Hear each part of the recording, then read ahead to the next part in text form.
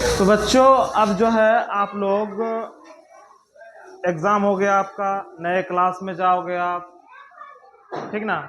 आपका नया सिलेबस होगा, नए बुक्स होंगे, कुछ चीज़ें नई नई आपको देखने को मिलेंगी। तो नई चीज़ें समझनी आप लोगों के लिए बहुत इम्पोर्टेंट है, बहुत ज़रूरी है ना। तो आज हमने कुछ सिंबल को निकाला है, कुछ सिंबल को रखा है, जो कि आप लोग अब इसको जानेंगे, सीखेंगे, समझेंगे, क्योंकि ये जो है आपके सिलेबस में आपको देखने को मिल सकते हैं। तभी अगर आप अचानक से देखोगे तो थोड़ा कंफ्यूजन में रहोगे। तो हम उसको बारीकी से अभी समझा देंगे, डिटेल से समझा देंगे कि इसका मीनिंग क्या हुआ, इसका मतलब क्या होता है। सीरियल वाइज हम इसको लिखे हैं, इसको हम जो है एक एक करके आपको समझाएंगे, ठीक है। तो एक एक करके हम बारीकी से समझेंगे कि कौन से चिन्ह का प्रयोग कैसे होता है और किसको क्या बोलते हैं। सबसे इम्पोर्टेंट बात है जानना कि हम बोलते क्या हैं इस चिन्ह को। बहुत से स्टूडेंट चिन्ह का यूज करते हैं, लेकिन क्या बोलना है इस चिन्ह को नहीं पता होता है। क्योंकि जब हम भी जो आपके तरीके के थे, उस समय बहुत चिन्ह का यूज करते थे, लेकिन पता नहीं होता था कि इसको क्या बोलते हैं, है ना। तो आज आप लोग इसको सीखिए और जानिए। फर्स्ट है एडिशन। ये तो सब लोग जानते होंगे, जब आपने नर्सरी ज्वाइन किया होगा, प्ले ज्वाइन किया होगा, उसके बाद से इसको जानना शुरू कर दिया होगा। एडिशन यानी जोड़, सब्ट्रैक्शन जिसको कि माइनस बोलते हैं या घटाव बोलते हैं, ठीक है, इससे अवगत हैं आप लोग सभी लोग। मल्टीप्लाई, इससे तो आप लोग अवगत हैं ही, ये भी जानते होंगे आप। गुना का चिन्ह जिसको बोलते हैं, गुना करना, है ना। उसके बाद देखिए अब डिवाइड यानी भाग, है ना, भाग देते हैं ना, आप लोग जानते हैं ना। अदिति भाग दिए हो ना, हाँ, तो वो भाग हुआ। उसके बाद इक्वल, इक्वल मतलब बराबर, जैसे कि आप 4 = 4, है ना। तो ये इक्वल हो गया। लेकिन उसके नीचे हमको लग रहा है कि यहाँ तक तो ऑलमोस्ट आप लोग जानते होंगे, है ना। जो 1 में है, जो 2 में है, यहाँ तक का इस्तेमाल किया होगा आप लोगों ने, लेकिन उसके आगे का इस्तेमाल आप लोगों ने शायद ना किया हो या किसी किसी ने किया हो, ठीक है ना। अब देखिए यहां से ध्यान दीजिए, इसको क्या बोलते हैं। इक्वल का चिन्ह दे दिए और कट कर दिए, तो इसको क्या बोलेंगे। नॉट इक्वल टू, यानी कि बराबर नहीं है। जैसे कि इधर हो गया 4 और इधर हो गया 3, तो इसको हम ऐसे लिखेंगे 4 डज नॉट इक्वल टू 3 या नॉट इक्वल टू 3, है ना। समझ में आ रहा है, समझ में आ रहा है। ये तो आपने जान लिया। अब ये देखिए, इसको जो हम लोग जब पढ़ाई करते थे तभी इंग्लिश मीडियम में हम लोग पढ़ते नहीं थे। तो इंग्लिश मीडियम में हम लोग नहीं पढ़ते थे, इसको क्या पढ़ते थे पता है, चूंकि बोलते थे। हिंदी में हम लोग क्या बोलते थे, चूंकि। अभी जो है इंग्लिश मीडियम में पढ़ने के बाद आपको पता चलेगा इसको सिंस बोलते हैं, ठीक ना। इस चिन्ह को क्या बोलते हैं, सिंस। उसके बाद इसको हम लोग हिंदी में चूंकि बोलते हैं, और ये रहा आपका इसलिए बोलते हैं। इसको क्या बोलते हैं, इसलिए। देखिए मीनिंग, एक चिन्ह से इसका मीनिंग बन जाता है ना। इसलिए बोलते हैं इसको, क्या बोलते हैं, इसलिए। और अगर इंग्लिश की बात किया जाए तो इसको देयरफॉर बोलिए आप, या तो सो भी बोल सकते हैं, है ना। इसको क्या बोल सकते हैं, सो भी बोल सकते हैं आप, है ना। उसके बाद ये ग्रेटर देन, हमको लग रहा है इस चिन्ह का भी यूज आप लोगों ने किया होगा, है ना। साइन जो है पुट करने के लिए दिया जाता है, तो वहां आपने इस चीज का इस्तेमाल किया होगा, है ना। इसको ग्रेटर देन बोलते हैं। उसके बाद इसको लेस देन, जैसे कैसे नहीं, यहाँ पे 3, यहाँ पे बॉक्स बना दिया, इधर 4 कर दिया। इसमें बड़ा कौन है, तो बड़ा ये है, तो बड़ा की तरफ मुंह आपने खोल दिया, तो ये क्या हो गया, 3 लेस देन 4, है ना। 3 लेस देन 4, इस तरीके से आपने पढ़ा होगा, है ना। और अगर मान के चलो इधर 4 रहता, इधर 3 रहता, तो क्या बोलते यहाँ पे, 4 ग्रेटर देन 3। तो इस चिन्ह का भी आपने इस्तेमाल किया हुआ है। अगर हिंदी में इसको बोला जाए तो 4 बड़ा है 3 से, यही हमने पढ़ा है ना। उसके बाद आते हैं आप इधर आते हैं, ये आप लोगों ने नहीं पढ़ा होगा, और हमको लग रहा है नेक्स्ट क्लास में भी आप इसको नहीं पढ़ोगे, बट जान लीजिए, इसको जानना आवश्यक है। परपेंडिकुलर, है ना, परपेंडिकुलर। ये जो है आप 7-8 क्लास में जब चले जाओगे तब बोलते हैं परपेंडिकुलर यानी लंब। हिंदी में इसको क्या बोलते हैं? लंब, है ना। जैसे कोई सा भी ऑब्जेक्ट है उस पे सीधा सीधा कोई रेखा आके खड़ा हो गया तो ये क्या हो गया?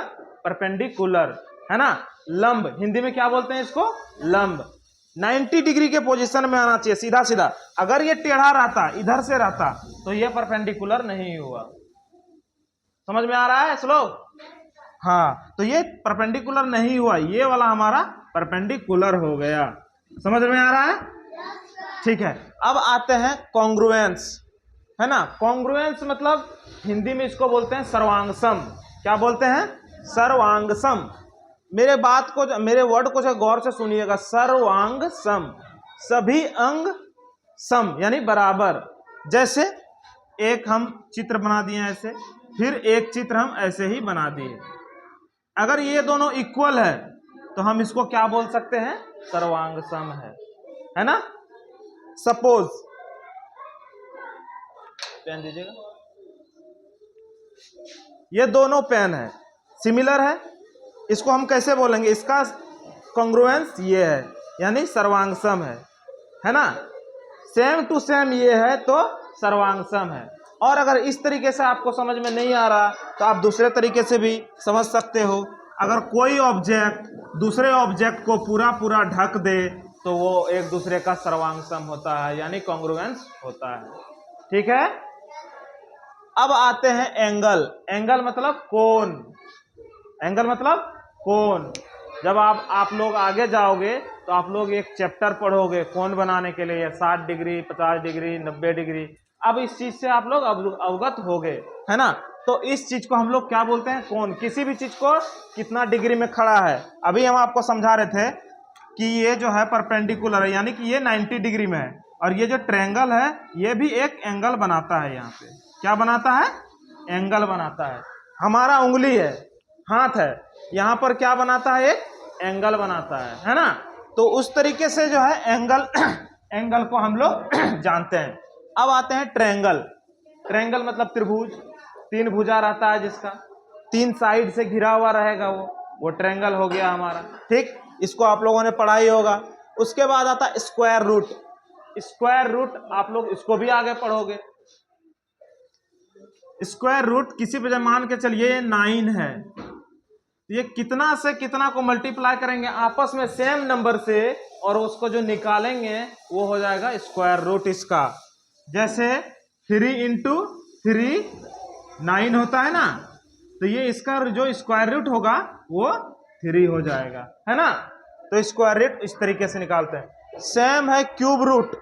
क्यूब रूट निकालने के लिए आपको क्या करना होगा?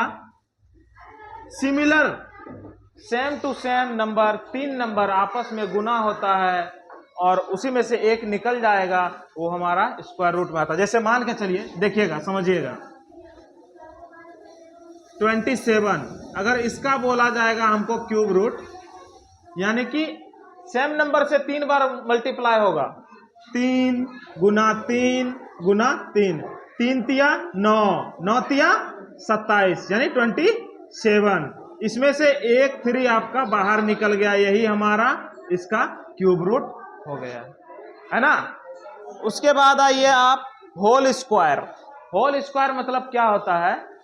कोई नंबर दे दिया आपको 4, इसके ऊपर में स्क्वायर मार दिया, यानी कि इसका 2 बार इसको मल्टीप्लाई किया जाएगा आपस में। 4 इंटू 4 कितना हो गया? 16। तो इसका होल स्क्वायर कितना हो गया?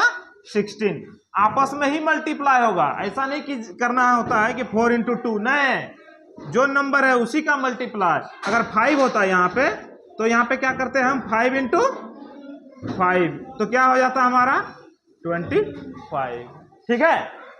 उसके बाद आते हैं हम होल क्यूब, यानी कि 3 बार मल्टीप्लाई। होल क्यूब मतलब 3 बार मल्टीप्लाई। 4 पे होल क्यूब दे दिए तो क्या बताइए? 3 बार गुना कीजिएगा, 4 गुना 4 गुना 4, तो कितना? 4 चौका 16, 16 चौका 64, यानी 64। 64 जो हमारा हुआ ये होल क्यूब हो गया, है ना। समझ में आ रहा है? अब आता है पाई।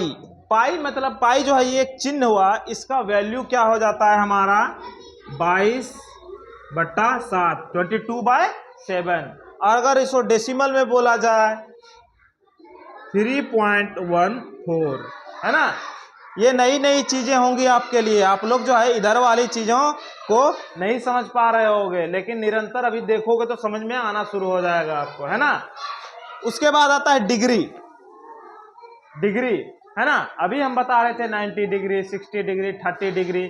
किसी के ऊपर में जैसे दिए हैं ये 90, इसके ऊपर में छोटा सा एक बिंदा दे दिए, यानी कि 90 डिग्री हो गया। ठीक है, तो इसमें से बहुत चीजों को अब जो है आप लोग इस्तेमाल करना शुरू करोगे आगे के क्लास में, है ना। तो इसलिए ये जानना आप लोगों के लिए जरूरी था। ठीक है।